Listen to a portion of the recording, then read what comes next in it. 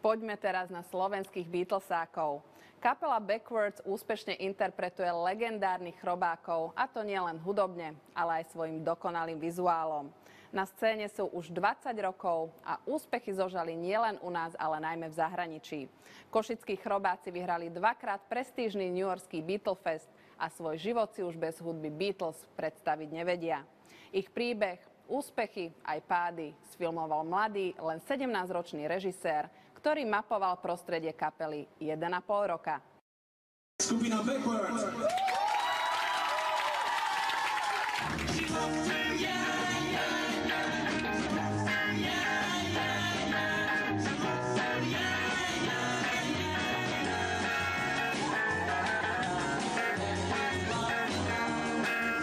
Som teda prišiel za nimi na jeden koncert, oslovil som ich s tým, že mám tú myšlienku toho, že by som chcel nakrútiť film s nejakou témou Beatles. Nechali mi otvorené dvere v každej jednej činnosti, ktorú som robil.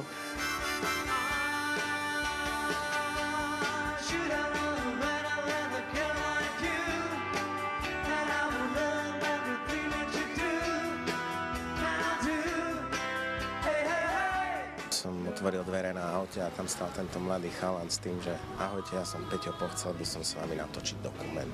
Bola to pre nás obrovská česť, aj velmi zaujímavá práca. Byl to zajímavý průřez kapelou a musím říct, že jsem překvapený, jak strašně ten čas letí, jako rychle, jako, že to hrozně rychle uteklo.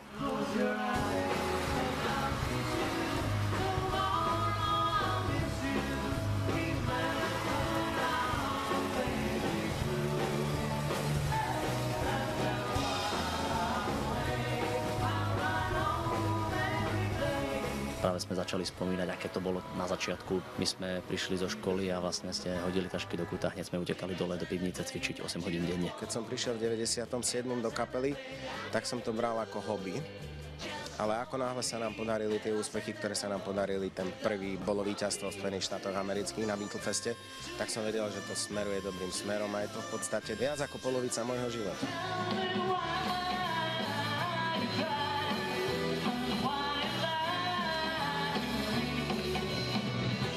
Ako si spomínate na tie dva obrovské úspechy americké? Ten druhý úspech nás veľmi potešil, pretože tam sme potvrdili, že máme na to a v tej konkurencii svetových kapiel sme uspeli.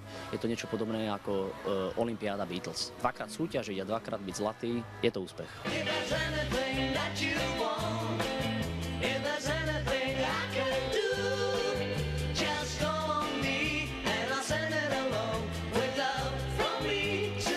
Boli tam aj nejaké turbulencie, aj odchod z kapely, príchod do kapely, na to si ako spomínaš? Ja som vždy hovoril, že všetko je tak, ako má byť.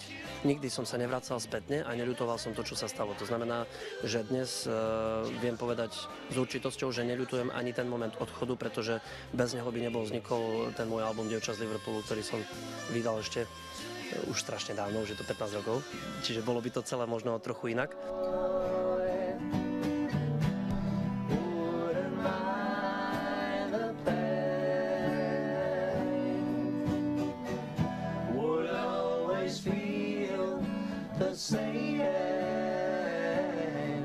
A ako stíhate rodiny, kapelu a všetko to sklbiť? Napríklad moja dcérka. Teraz má 3 roky, od malička vie, čo jej otec robí a ona v podstate asi možno aj berie, že toto je to, čo ockovia robia. Všetci. Nie je to tak, ale reaguje na to veľmi dobre, muziku má rada, manželka ma tiež podporuje. Samozrejme, doma je silná podpora. Máme oporu v našich partnerkách, takže sa to všetko pekne stíha.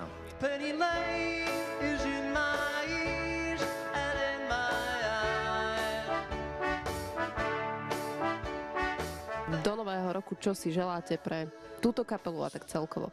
Aby sme ešte fungovali pár let proste. Nech nám to stále tak nádherne ladí.